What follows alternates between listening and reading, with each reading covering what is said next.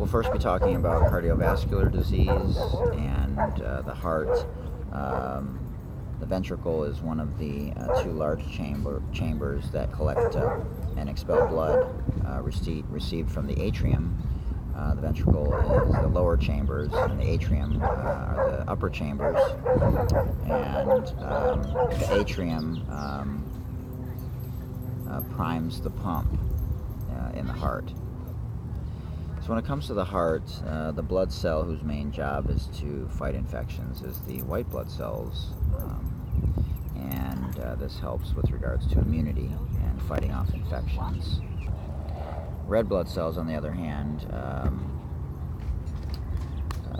remove carbon dioxide from your body, transporting it to the lungs for you to exhale.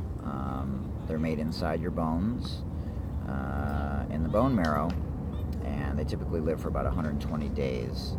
And the hemoglobin is the protein inside the red blood cells that carry the oxygen. So they have done studies that have shown that over time, the better oxygen that you're exposed to can help with quality of life as well as quantity of life. Healthy behaviors that are taught to young children from a very early age in school and at home can impact them tremendously as they get older with regards to how they see food and how they see exercise, not only with regards to the world around them, but as they begin to make choices in their own lives. The problem has been for about 2 decades that physical education in the kindergarten through high school systems has been eliminated in many cases, and unfortunately this has caused an epidemic with regards to childhood obesity and health issues, which impacts healthcare, and there's a snowball effect as it relates to our future generations. So it's very important as physical education has become increasingly more implemented into the curriculums in the last few years, that we continue to go down this track, as it's arguably one of the most important areas that we can teach young children so that they make healthy choices with regards to food and exercise as they approach adulthood. Coronary arteries carry blood to the heart muscle,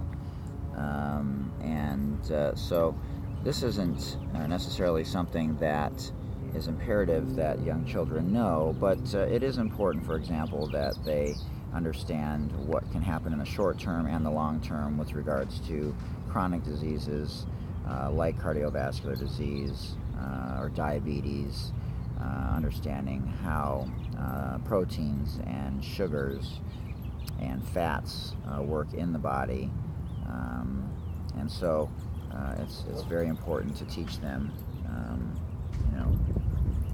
healthy habits and make it something that's exciting and fun and interesting, so that they see that they feel better and they can think more effectively when they're eating properly and exercising and creating hormones that make them feel better. And so this is something that can impact young children just as much as the environmental factors that are taken into consideration in the classrooms, from colors to things that deal with positive reinforcement. So all these things combined, I know yoga and other types of breathing techniques have been implemented in classrooms that have shown to help tremendously, especially with young children and their focus. And so again, it's just another example of how the choices that we make when we're young can impact us as we get older, and especially in the areas of the controllable factors that we mentioned earlier with regards to not only smoking, but diet and exercise in particular. So make sure that you find a variety of exercises and a variety of foods, um, so that as the children introduced to all these various different types of things, that it's looked at as fun and isn't something that's viewed as difficult, but that it's just part of one's lifestyle, and can be exciting, especially with the introduction of new foods and different types of exercises. Can be just a wonderful addition to a young child's life, but you have to obviously be cautious of them being made fun of, and not necessarily being at the same level as some of their peers. So just being aware of lifelong activities and lifelong dietary choices that will impact them for the years to come.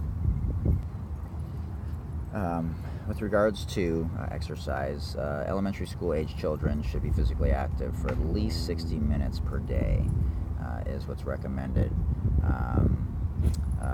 The best description of health-related fitness is fitness that enables you to function at your best, and that's different for everybody, obviously. And for example, say you have someone who's in good health, you want to try and achieve a certain target heart rate, which means that the heart rate consistently between a 30 and 60-minute period is raised, and you can teach them what their target heart rates are, what their maximum heart rates are. So for example, if a child is 10, you would take a standard number of 220 minus 10, which is 210, and then you want to try and achieve between a 50 and 80% number of that 210 for 30 to 60 minutes. So whether that's brisk walking or jogging or basketball, those types of things can increase the heart to make it work more efficiently, which in turn will help with the prevention of chronic diseases like cardiovascular disease, which we talked about earlier. Developing strong muscles is very important with young children, and especially with young women, as girls and women, especially those that are going to be involved in sports, typically have a 6 to a 10 times more increased risk of knee injuries, with regards to them playing different sports and activities. A lot of it has to do with the hip to knee ratio of the bone from the hip to the knee, and the angle is very different than it is in their boy and male counterparts. So these are just things that when you can surround these antagonistic muscles and these muscles, especially the largest muscles in the leg, the gluteus maximus, the hamstrings and the quads, as well as your core area, can be so important with regards to hormones, because the hormones are derived from your lower body, that can help make you feel good on a daily basis if exercise is implemented into kids' lives, and they continue this healthy behavior through early adolescence and adulthood. Muscular strength is the maximum force a muscle can produce in one effort. So, for example, you're just trying to see, if you're using a bench press, for example, how much you can press one time, or a leg press. To develop muscular strength, you can do a set of resistance exercises, for 8 to 12. So, for example, if you have a bench press that you're laying down in a supine position, you push it up and back down and up and back down, and you do this making sure that your back is flat against the bench and that you're breathing normally. You don't ever want to hold in your breath. So teaching proper techniques when working out is very important as well, and can be very fun, and can be taught in pairs or groups so that they're working together and working on collaborative learning, and teamwork, and working on selflessness, being aware, peer teaching. There's a lot of wonderful things that can happen through exercising and sport. Just make sure, especially in the summer months, that when you're exercising, especially outside, that you drink plenty of fluids. You check the heat index, which can be something that makes it feel like it's much hotter than it is. Avoid wearing rubberized or plastic clothing. So those are some things just to be mindful of, and obviously sunscreen, as we mentioned earlier, is something that you want to make sure that you apply during the periods of the day where the index is the greatest, from 10 to 3. Other factors that will determine one's eating habits a lot of times is one's sleep. Poor choices are made if children don't sleep uninterrupted, and they don't sleep at least 8 to 9 hours a day, because their bodies are tired, and when you're tired you crave sugar a lot of times. So it's important to get the proper amount of sleep, between 8 and 9 hours, and then that will lead to wanting to regularly exercise, which can promote good health. And if they're tired, they're probably not going to want to exercise as much. Another one of the fitness components besides cardiovascular exercise or cardiorespiratory endurance is flexibility and muscular strength. We mentioned earlier, muscular endurance is also important. Muscular strength is typically for those that are trying to gain weight, those involved in sports, and flexibility, again, is very important. Can help reduce injuries over time, but you have to be careful with flexibility. You don't want to do it before you have a proper warm-up, and you can get injured if you're not utilizing proper techniques when it comes to implementing flexibility, whether it's yoga or ballistic type movements where you're bouncing a little bit during your movements, even gently. So it's critical that the 5 fitness components, in addition to percent body fat, are examined, and all of those things combined can lead to healthier choices. So again, the 5 fitness components are muscular endurance, muscular strength, flexibility, cardiorespiratory endurance, and percent body fat. So again, I just want to make mention how important it is during the summer months to try and avoid heat-related illnesses, because those can really be very dangerous, and heat stroke is the most dangerous of the heat-related illnesses, and children can become very sick even if they do apply sunscreen. So make sure you're obviously paying attention to the index and monitoring the exposure to the sun.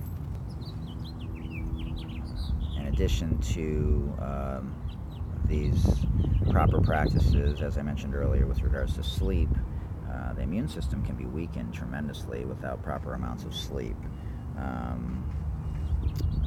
Regular physical activity also strengthens the cardiovascular system, as we mentioned earlier.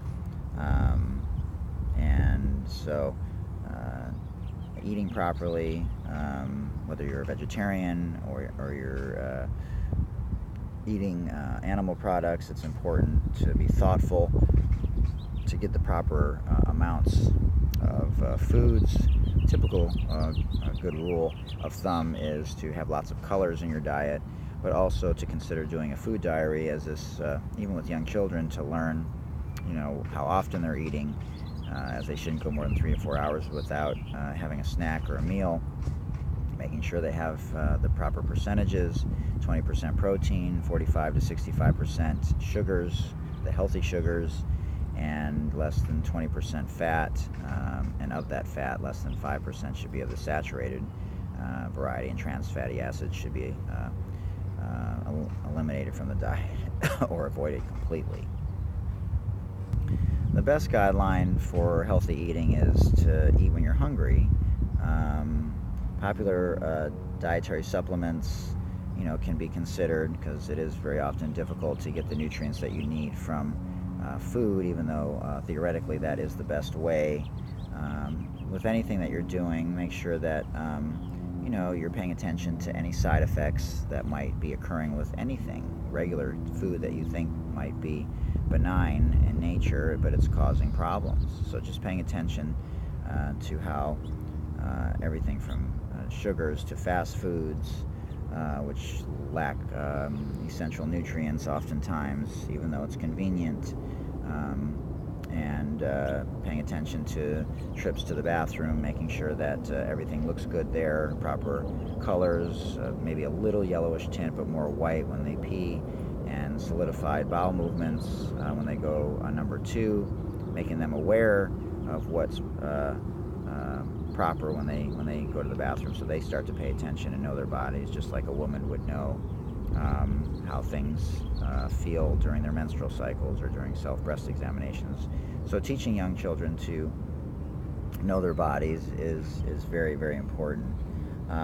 If a very sensitive subject is eating disorders and weight and weight loss for adolescents, so it's something that has to be discussed. A lot of times it has to do with control, but it's a very sensitive issue. The best approach to weight loss, just to start without having someone feel overwhelmed, is just moderate reductions in food intake and increase in physical activity. Most of the things that we've talked about today. But control issues in body image can lead to unfortunate eating disorders with adolescents.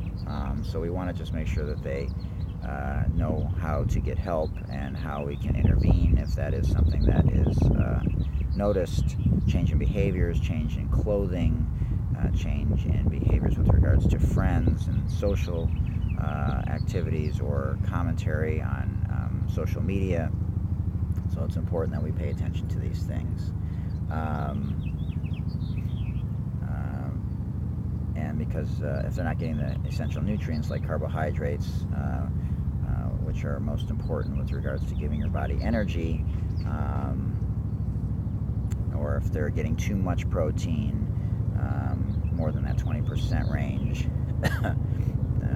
it may be converted to fat, and there can be issues with their dental work if they have a type of eating disorder, whether it's bulimia or anorexia. Anorexia having a distorted view of their body, thinking they're always fat, and bulimia thinking that they need to purge and binge eat, and this can cause major problems in the digestive tract. There's disordered eating, which Oprah is a classic example of this, where there's been a fluctuation of weight, weight loss, and then weight gain, and weight loss and weight gain. So the best diet is not necessarily fat-free, because, as we mentioned earlier, the monounsaturated and the polyunsaturated fats, there are good fats that are essential for the removal of cholesterol, for monitoring cholesterol levels, which is a type of fat that can cause problems, but is also has positive benefits. And so again, we want to just make sure that we're developing healthy habits as children age, and this starts when they're very, very, very young. So again, in summary, it's very important that you have good, healthy eating habits, and that's taught, and it can help if the schools eliminate a lot of the high sugar foods and the soda machines and the machines that have the bad choices in them. And school lunch programs have definitely improved over the last few years.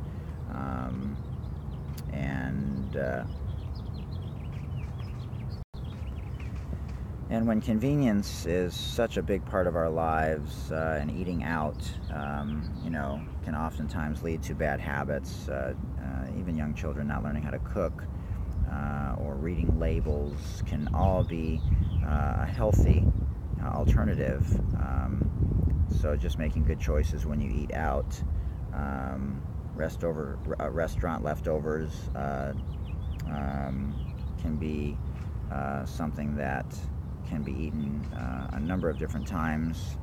If you have healthy options, so that can save you time if that's an issue. They have a Blue Apron, which is a company that, if you like to cook, they send you all the ingredients, and then you can cook together as a family, or even in your classrooms if there's home economics. It can be a great way to have everything right there for you. You don't have to do any shopping, it's just mailed to you. So there's a lot of wonderful options out there. The overall goal of weight management is to maintain a desired weight, to feel good in the morning, to feel good when you go to the bathroom, to feel upbeat and have energy. You don't want to feel like you're sluggish as a result of a lack of sleep or a poor diet. So we want to make sure that we have balance with all of these things, because this can help with regards to reducing the risk of chronic diseases as we age. Finally, knowing one's family history, not to mention all the things we've already talked about, will impact young children's health as they get older. So again, controlling things that they can control, namely in the areas of smoking, proper diet, and educating them on all the various areas of healthy choices and exercise, can dramatically change the face of their futures.